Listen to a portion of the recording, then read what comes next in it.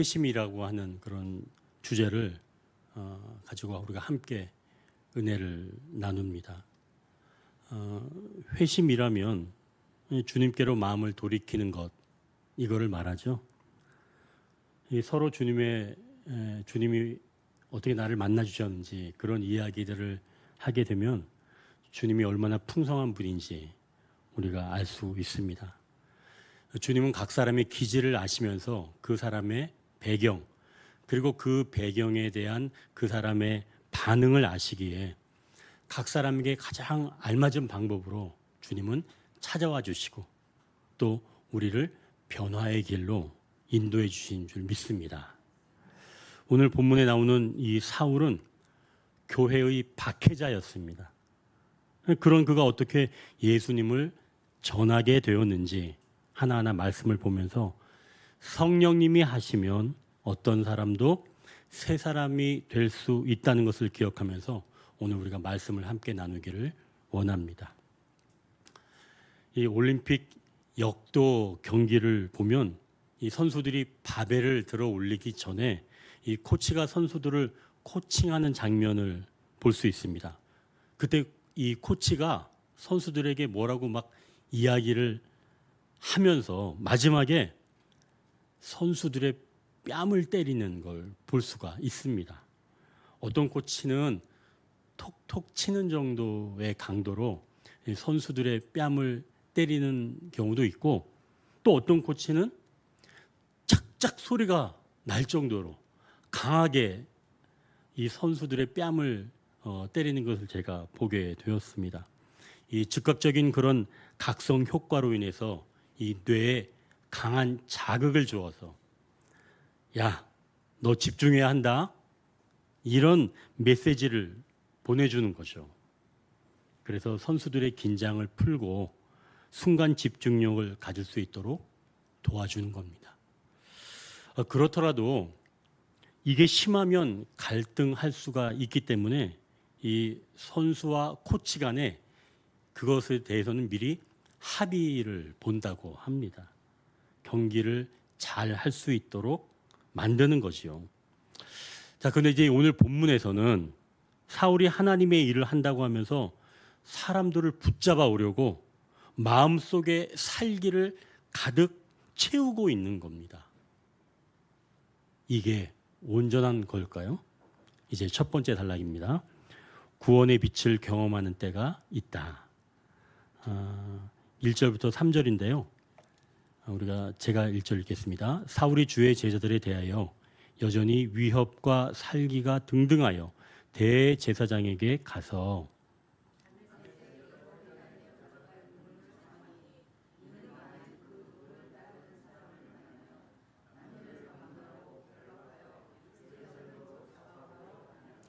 사울이 길을 가다가 다메섹에 가까이 이르더니 호련히 하늘로부터 빛이 그를 둘러 비추는지라. 아멘. 이 지난주에는 빌립 집사가 사마리아에 들어가서 증인이 되는 이야기를 나누었죠. 이 사도행전 1장부터 5장까지는 제자들이 성령의 충만함을 받고 예루살렘에서 복음을 증거하는 내용이 담겨 있다면 6장에서 8장까지는 스데반 집사와 빌립 집사가 전도하는 내용, 특별히 빌립 집사는 사마리아에 들어가서 복음을 전하는 내용이 담겨 있습니다. 그걸 우리가 지난주에 보게 됐죠. 자, 오늘 이 9장부터는 사울이 회심한 사건부터 시작해서 성령께서 사울을 통해서 어떻게 사울을 변화시키면서 세계 선교를 하시는지 보여주는 겁니다.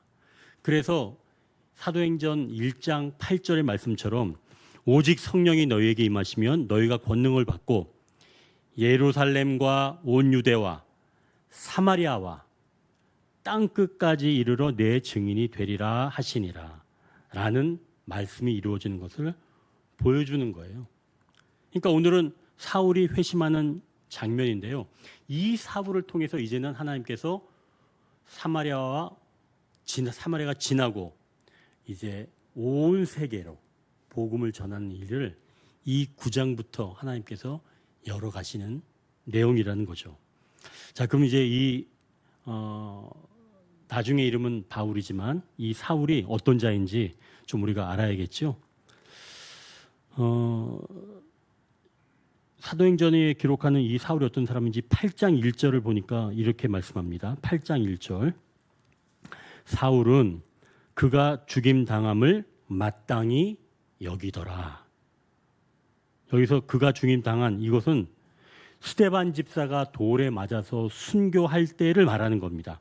그러니까 사울은 스데반 집사가 돌에 맞아서 순교하는 그런 모습을 보고 그의 죽음이 마땅하다라고 여겼던 인물이에요.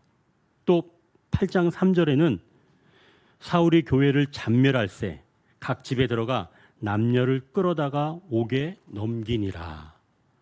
그러니까 사울이 교인들을 잡아다가 옥에 넘기는 일로 결국 교인들을 모조리 잡아들이고 있다는 거예요. 그리고 오늘 본문 1절을 보니까 사울이 주의 제자들에 대해서 여전히 위협과 살기가 등등하여 대제사장에게 가서, 즉 사울은 교인들을 대할 때 그 모습이 위협과 살기가 등등하다고 말씀하는 겁니다. 여기서 등등하다라고 하는 것은 숨을 쉰다는 뜻입니다. 그러니까 사람을 죽이려는 그런 살기로 숨을 쉬는 모습이에요.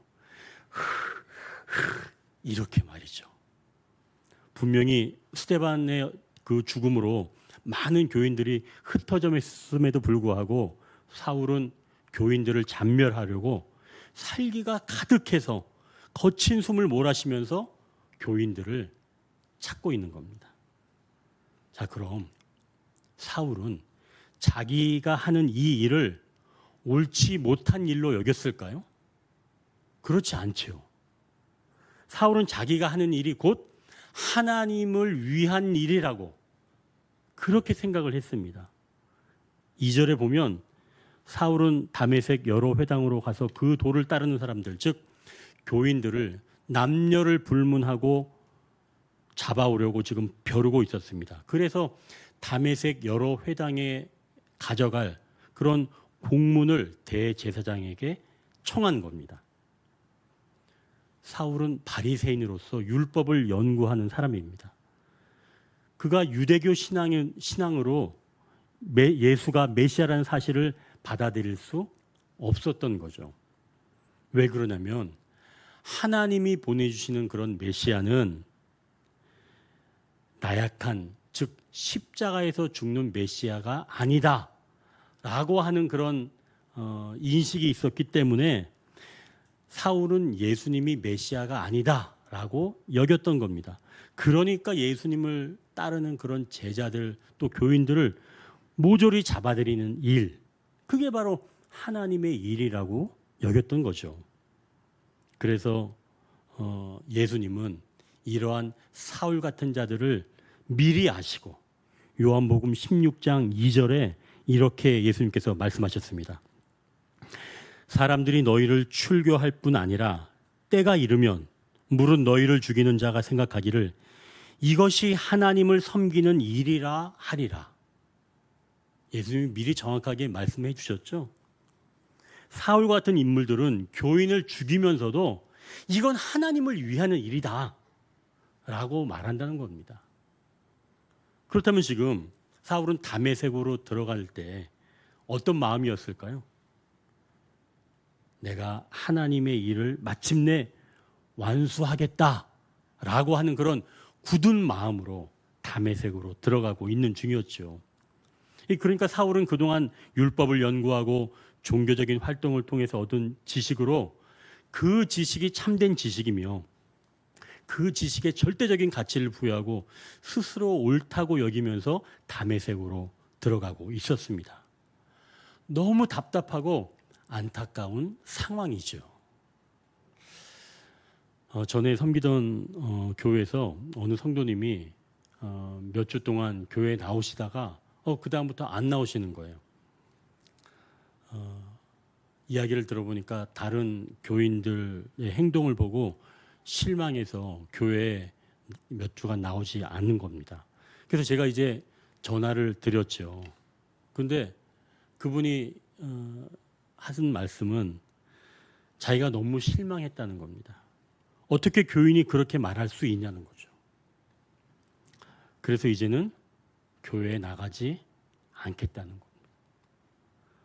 제가 그때 대화하면서 느꼈던 건 뭐냐면 아주 그냥 단단한 벽과 이야기하는 것 같다라고 하는 느낌이었어요. 그래서 더 이상 이야기가 진전이 되지 않았습니다. 저의 이야기를 도무지 들으려 하지 않는 거예요. 그래서 제가 그냥 말씀을 마치고 나중에 혹시 마음이 좀 풀리면 그때는 꼭 다시 뵙기를 원합니다라고 제가 전화를 끊었던 기억이 있습니다. 사실 그때 저는 그분을 놓았습니다. 이 굳어버린 마음을 돌이키기가 이렇게 힘들구나. 그 냉랭함에 제 마음이 탁 꺾인 거죠. 여러분, 제가 이렇게 말씀을 드리니까 목사님이 그러면 어떻게 해요? 여러분 혹시 그런 생각 하시나요? 저의 경험과 언어 이런 것들로는 그렇게 완전히 식어버린 그런 마음을 돌리기에는 너무나 부족합니다. 자, 그럼 이대로 끝내야 될까요? 할 수 없지 뭐. 이대로 끝내야 될까요? 정말 한 사람이 굳은 마음을 가지고 정말 딱딱해진 마음을 가지고 그냥 자기 길로 돌아가는 바로 이 상황, 이걸 그냥 내버려 둬야 할까요? 아닙니다. 3절을 한번 보십시오. 사울이 길을 가다가 다메섹에 가까이 이르더니 호련히 하늘로부터 빛이 그를 둘러 비추는지라. 이 사울이 예루살렘에서 이 다메섹까지 가려면 적어도 4일에서 6일 정도 걸어가야 합니다. 다메섹에 거의 도착할 무렵 사울은 자기의 일이 곧 완수된다고 생각했겠죠. 그때 갑자기 하늘로부터 강한 빛이 사울을 감싼 겁니다. 자, 그럼 이때 사울은 이 빛을 순간적으로 어떻게 생각했을까요? 하나님이 자기를 막으신다고 생각했을까요? 사울은 구약에 능통한 자입니다. 율법 선생이에요. 그러니 구약에서 빛으로 역사하시는 하나님의 그 일하심을 분명히 알았던 자입니다. 에스겔 1장 3절 4절에 이렇게 말씀합니다. 갈대아 땅 그발 강가에서 여호와의 말씀이 부시의 아들 제사장 나 에스겔에게 특별히 임하고 여호와의 권능이 내 위에 있으니라. 내가 보니 북쪽에서부터 폭풍과 큰 구름이 오는데 그 속에서 불이 번쩍번쩍하여 빛이 그 사방에 비치며. 에스겔 선지자가 외롭게 자기의 일을 하고 있을 때 하늘에서 하나님의 권능이 에스겔 위에 내리는 장면입니다. 폭풍과 큰 구름이 오는데 그 속에서 불이 번쩍번쩍하면서 빛이 사방에서 비친다고 하는 말씀이에요. 사울이 에스겔서를 분명히 보지 않았을까요?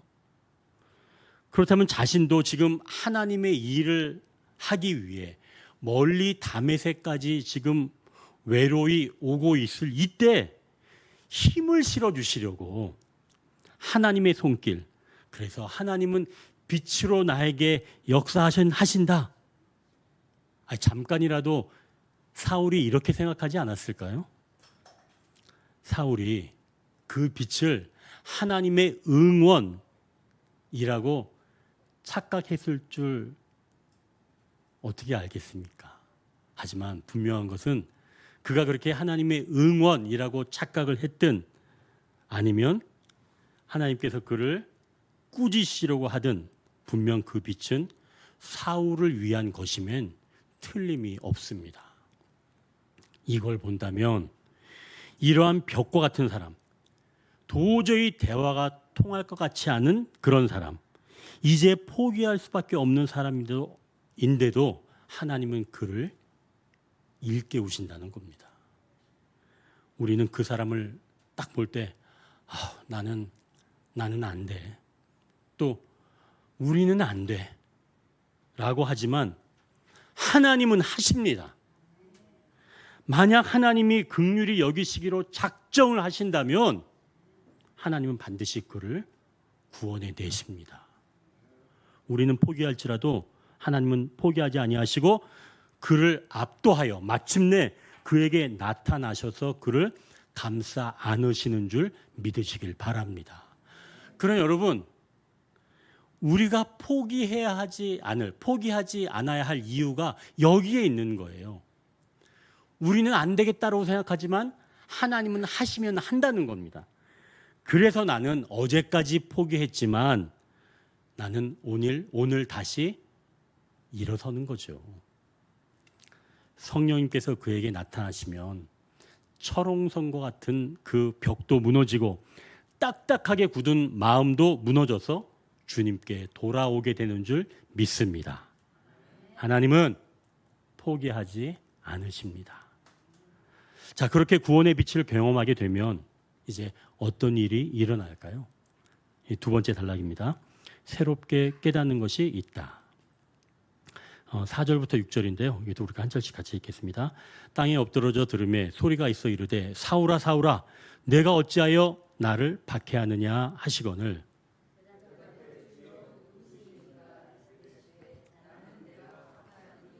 같이 합니다. 너는 일어나 시내로 들어가라. 내가 행할 것을 내게 이를 자가 있느니라 하시니. 자, 구원의 빛을 경험하면 새롭게 깨닫는 것이 있다는 건데요. 사실은 여기서 많은 걸 깨달을 수가 있죠. 근데 크게 두세 가지 정도를 우리가 좀 확인하기를 원합니다. 사울에게 비친 빛이 너무 강렬해서 모두 지금 엎드리게 된 거예요. 빛이 너무 강렬하니까. 근데 그때 음성이 들린 겁니다. 사울의 이름을 지금 몇 번 부르고 있죠? 2번 부르고 있습니다. 사울아, 사울아. 이 성경에서 하나님께서 사람을 이름을 2번 부르는 경우는 그렇게 많지 않아요. 먼저 하나님께서 아브라함을 부르실 때 그렇게 부르셨죠. 아브라함이 그의 아들 이삭을 번제로 드리려고 칼로 내려치려고 할 때 하나님께서 위급하니까 아브라함아 아브라함아 라고 나타나셨습니다. 또 모세를 부르실 때도 하나님은 떨기나무 가운데서 그를 부르실 때 모세야 모세야라고 부르셨죠. 그리고 우리가 요즘 보고 있는 창세기 마지막 부분, 야곱이 애굽으로 내려가기를 두려워하고 있을 때 하나님께서 야곱을 부르실 때 야곱아 야곱아 이렇게 불러주셨습니다. 자, 그렇다면 하나님께서 2번 부르신다는 것은 중요한 말씀을 하시거나 또는 친밀한 관계 안에서 부르신다는 것을 알 수가 있죠. 자, 그렇다면 예수님은 박해자 사울을 친밀한 관계로 부르시고 있다는 것을 알 수가 있는 겁니다. 우리는 지금 그 사람, 그 답답한 사람, 벽과 같은 사람, 그 사람이 정말 모질고 괴팍하게 보이지만 하나님은 그 사람의 이름을 2번이나 부르시면서 그를 구원의 길로 부르실 수 있다는 말씀이죠. 그러니 여러분, 나는 포기해도 하나님은 구원받을 백성을 포기하지 않는 것, 그 모습을 우리가 여기에서 발견할 수가 있는 겁니다. 자, 이제 연이어서 예수님께서 무엇을 말씀하는지 보십시오. 내가 어찌하여 나를 박해하느냐. 지금 사울은 말씀하시는 이분이 이 부분까지는 지금 아직 예수님이 잘 모릅니다. 다만 하나님의 현현이라고 이해하고만 있죠. 자, 그런데 사울의 행동이 하나님을 박해한다는 겁니다. 이건 지금 사울에게 굉장히 충격적인 이야기예요.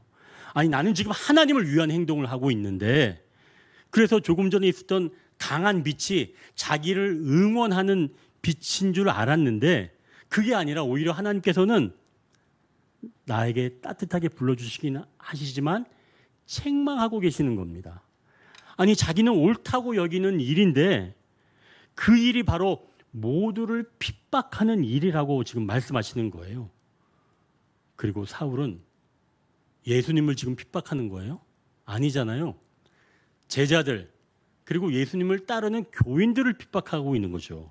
그런데 지금 예수님은 네가 나를 핍박하고 있다라고 지금 예수님이 말씀하는 겁니다.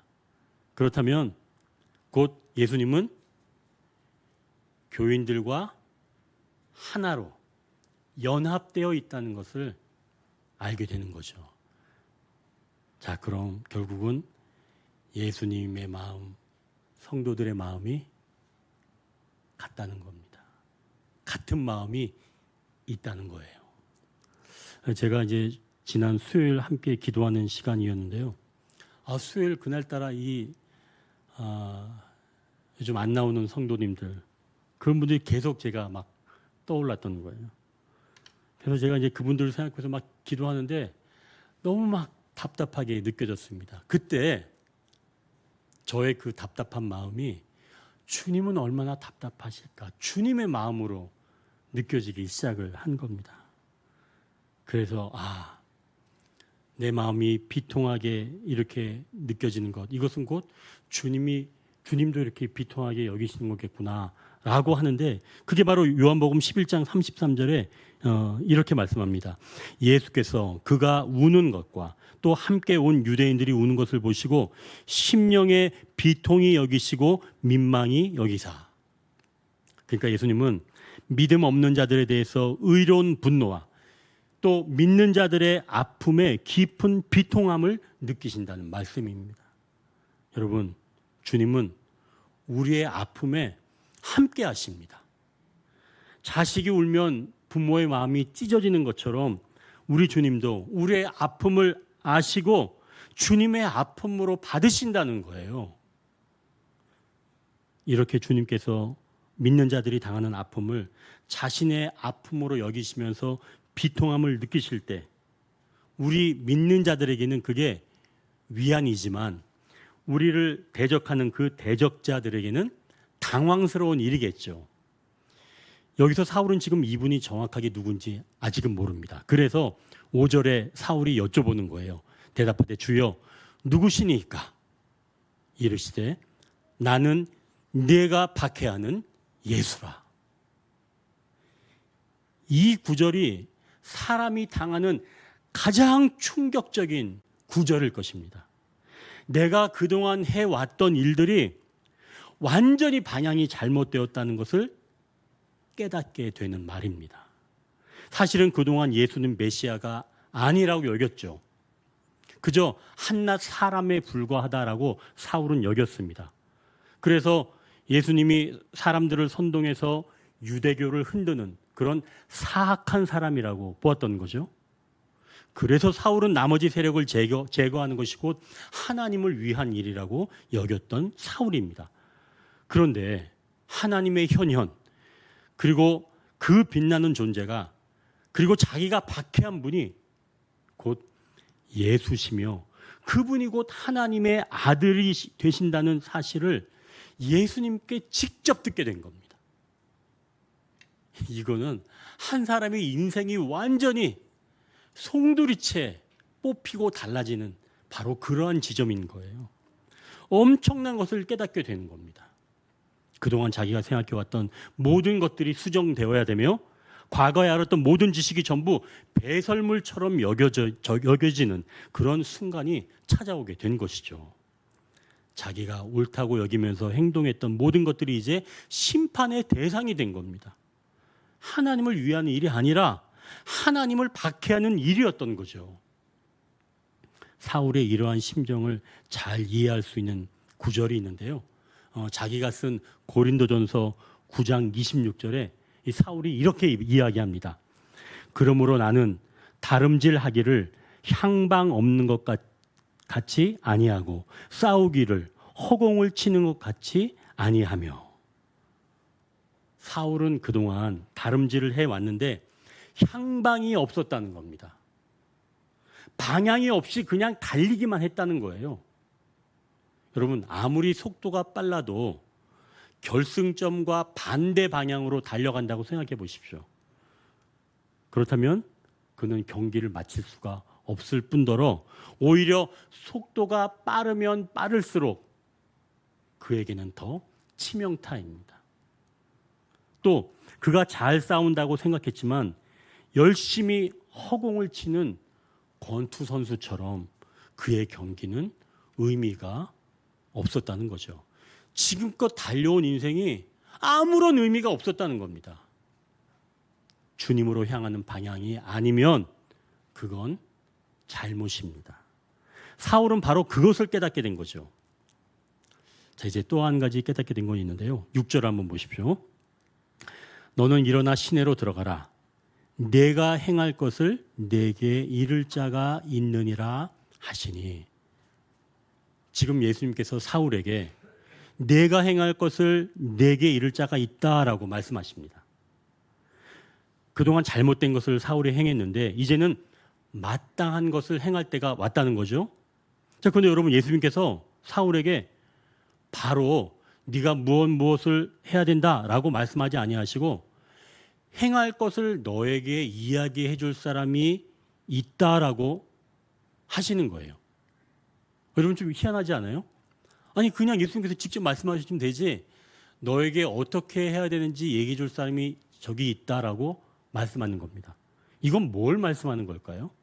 혹시 예수님이 격식을 차리시는 걸까요?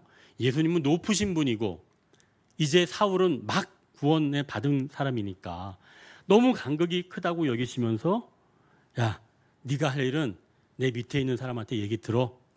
이런 차원에서 말씀하시는 걸까요? 자, 그럼 사울에게 사울이 할 일을 알려주는 사람, 그건 누구이죠?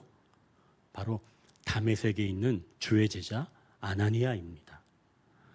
예수님은 아나니아에게 사울을 찾아가서 안수하여 다시 보라게 하시죠. 보게 하라고 하시죠.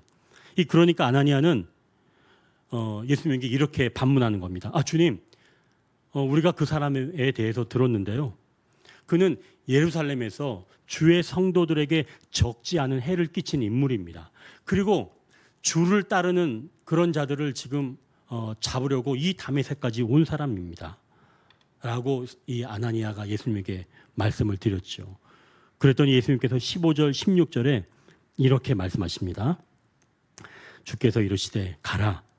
이 사람은 내 이름을 이방인과 임금들과 이스라엘 자손들에게 전하기 위하여 택한 나의 그릇이라. 그가 내 이름을 위하여 얼마나 고난을 받아야 할 것을 내가 그에게 보이리라 하시니.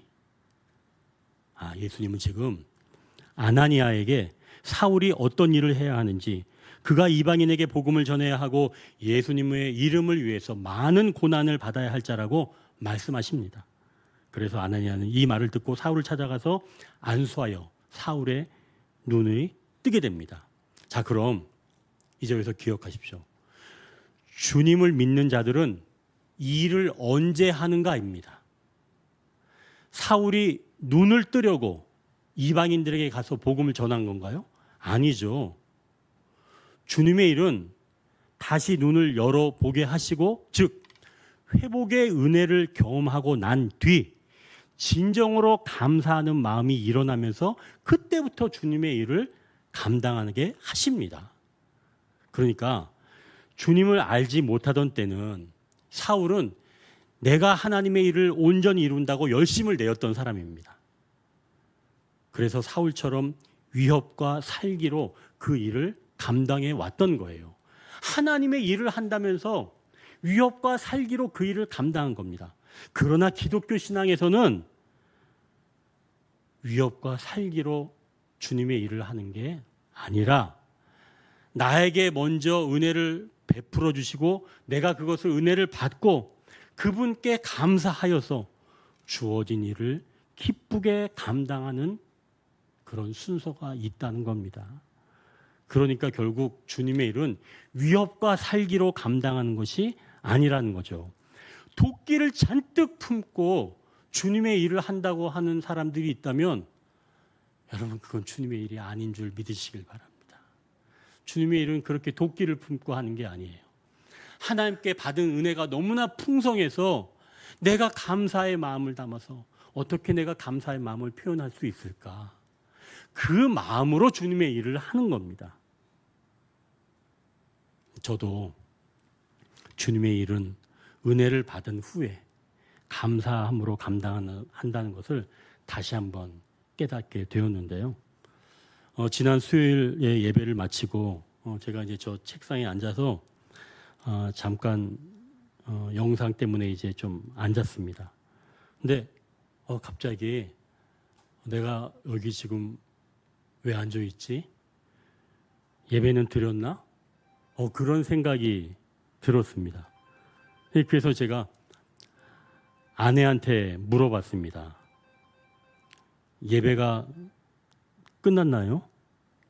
아내는 저의 모습에 굉장히 당황하기 시작했습니다. 저의 기억이 잠깐 동안 사라지게 된 겁니다. 그래서 저의 아이들이 이제 저를 태우고 급히 응급실로 갔죠. 근데 이제 의사가 보기에는 심각한 것이 아니라 이제 제가 이제 새벽이 돼서 집으로 돌아왔습니다. 그리고 이제 그 다음 날 목요일 아침 말씀 묵상을 평소보다 좀 늦게 보내게 되었습니다.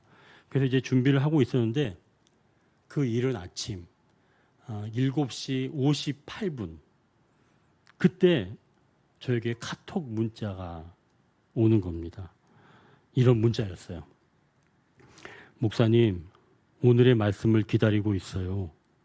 매일 예수님의 피와 살을 말씀으로 먹고 은혜 가운데 하루를 시작할 때 행복합니다. 오늘도 부탁드립니다. 언덕위의 묵상. 그리고 그분이 또 다른 분에게 이제 메시지를 보내시는데 이렇게 또 그분에 대해서 이야기하는 거예요. 어느 집사님이 긴 신앙의 방학에 있는 분이 있어 목사님 말씀으로 함께 매일 은혜를 나누고 있어요. 이런 문자가 저한테 들어온 겁니다. 그래서 제가 그분에게 저의 건강과 사역을 위해서 기도해 달라고 했더니 늘 기도한다고 답장이 왔습니다. 사실 그날 제 마음이 좀 허전했거든요. 내가 좀 더 건강해서 일을 잘 감당해야 하는데 라고 허전한 마음이 있었는데 주님이 그분의 그 메시지로 저를 위로해 주신다는 것을 알게 되었습니다. 제가 이제 그걸 확인하고 나니까 다시 힘이 솟고 주님의 은혜가 너무 감사해서 그래 내가 이제 나머지 사역에서도 감사함으로 사역하자. 그런 마음이 충만해지기 시작을 했죠. 주님의 일은 은혜를 받은 후에 감사한 마음이 일어나면서 그때 감당하게 됩니다. 사울이 그걸 알게 된 거예요. 전에는 살기로 일했다면 이제는 은혜가 충만해서 감사함으로 하게 되는 것이 곧 주님의 일이라는 사실을 사울이 알게 된 거죠. 자, 이제 세 번째 단락인데요. 세 번째 단락은 이겁니다. 십자가의 은혜를 맛보게 하신다고 말씀합니다. 십자가의 은혜를 맛보게 하신다고 말씀합니다. 우리가 7절, 8절은 우리가 같이 한번 읽겠습니다. 같이 가던 사람들은 소리만 듣고 아무도 보지 못하여 말을 못하고 서 있더라. 사울이 땅에서 일어나 눈은 떴으나 아무것도 보지 못하고 사람의 손에 끌려 다메섹으로 들어가서 우리 9절도 같이 읽겠습니다. 사흘 동안 보지 못하고 먹지도 마시지도 아니하니라. 사울이 지금 땅에서 일어났지만 앞을 볼 수가 없었어요. 눈은 떴는데도 앞을 볼 수가 없었습니다. 그러니까 강력한 빛 때문에 지금 눈이 먼 거예요. 그래서 사람들의 손에 이끌려 다메섹으로 들어가게 된 겁니다. 그러니까 주님의 빛을 본 이후에 앞을 볼 수 없게 된 겁니다. 이것은 결국 자기 자신의 상태가 얼마나 무지했는지 알게 된 거죠. 그동안 사람들을 찾아서 잡으러 다녔지만 사실은 앞을 볼 수 없는 자였다는 겁니다. 맹인이었다는 거예요. 그런데 맹인이 지금 사람을 찾아서 잡으러 다녔다는 거죠. 결국 애매한 사람을 잡았던 거죠. 잡지 말아야 될 사람들을 잡았다는 겁니다. 그래서 사울은 지금 사흘 동안 앞을 볼 수 없었습니다. 사울에게 이 사흘의 기간, 이게 어떤 시간이었을까요? 주님이 사울의 상태를 아나니아에게 직접 말씀하시는 것을 한번 들어보십시오. 11절인데요. 주께서 이르시되 일어나 직가라 하는 거리로 가서 유다의 집에서 5 사울이라는 사람을 찾으라. 그가 기도하는 중이니라. 사울이 지금 뭐 한다는 거예요? 기도하고 있다는 얘기예요. 3일 동안 지금 주님이 사울을 보니까 그 3일 동안 철저하게 기도하고 있다라고 말씀하는 겁니다. 보이지 않았기에 그동안 본다고 생각했던 것들이 이제는 허물어진 겁니다. 그래서 사울에게 이 3일 동안은 기도의 시간이었죠. 다메섹 도상에서 주님을 만난 이 사건이 과연 어떤 것을 말씀하시고 자신이 앞으로 어떻게 살아가야 하는지 기도한 줄 압니다. 그동안 구약 성경을 읽으면서 메시아를 소망하는 유대인으로서 이제는 예수님께서 곧 오신 메시아이고 그분이 다시 오실 메시아라는 사실을 이제 사울이 받아들이게 된 겁니다. 그리고 지난 날을 회개하면서 오직 주님을 다시 바라보겠노라고 고백하는 시간이 필요했던 것이죠. 이때 사울은 먹지도 않고 마시지도 않았다고 말씀합니다. 충격으로 먹지도 못하고 마시지도 못한 게 아니라 음식을 끊고 온전히 깊은 침묵의 시간, 기도의 시간을 보낸 줄 압니다. 아마도 요나가 물고기 뱃속에서 3일간 갇혀 있으면서 기도하였던 것이 떠오르지 않았을까요? 그래서 요나의 기도를 보면 사울의 기도가 어떠했는지 살짝 엿볼 수 있는데요. 요나의 기도를 한번 들어보십시오. 주께서 나를 깊음 속 바다 가운데 던지셨으므로 큰 물이 나를 둘렀고 주의 파도와 큰 물결이 다 내 위에 넘쳤나이다. 내가 말하기를 내가 주의 목전에서 쫓겨났을지라도 다시 주의 성전을 바라보겠다 하였나이다. 내 영혼이 내 속에서 피곤할 때 내가 여호와를 생각하였더니 내 기도가 주께 이르러 싸우며 주의 성전에 미쳤나이다. 거짓되고 헛된 것을 숭상하는 모든 자는 자기에게 베푸신 은혜를 버렸사오나 나는 감사하는 목소리로 주께 제사를 드리며 나의 서원을 주께 갚겠나이다. 구원은 여호와께 속하였나이다 하니라. 여호와께서 그 물고기에게 말씀하시매 요나를 육지에 토하니라. 하나님은 요나의 기도를 들으시고 요나를 물고기가 육지에 토하게 하심으로 다시 살아나게 하셨습니다. 자, 그러면 사울은 이와 비슷한 기도를 하지 않았을까요? 그래서 12절에 보면 주님께서 사울의 기도를 들으셨다는 것을 알 수가 있습니다. 12절을 한번 보십시오. 그가 아나니아라 하는 사람이 들어와서 자기에게 안수하여 다시 보게 하는 것을 보았느니라 하시거늘. 사울이 지금 기도하는 중에 아나니아라고 하는 사람이 들어와서 자기에게 안수하고 그리고 비로소 다시 자기가 보게 되는 것을 기도하는 중에 보게 되었다는 거예요. 놀라운 이야기입니다. 그러니까 예수님은 사울의 기도에 응답하시기 위해 지금 아나니아를 사울에게 보내고 있는 겁니다. 사울은 3일 동안 보지 못하고 먹지도 마시지도 않으면서 주님이 당하신 십자가의 고난을 묵상하면서 그때 새롭게 보는 역사를 미리 사울이 맛보게 된 것이죠. 결국 십자가의 은혜를 맛보게 된 것입니다. 여러분, 주님께 마음을 돌이키는 것은 평생 한 번 일어나는 일이지만 우리는 살다 보면 자주 주님을 놓치는 것을 경험합니다. 그때마다 주님은 우리가 다시 주님을 바라볼 수 있도록 우리 삶에서 또 다른 빛으로 찾아오시는 줄 믿습니다.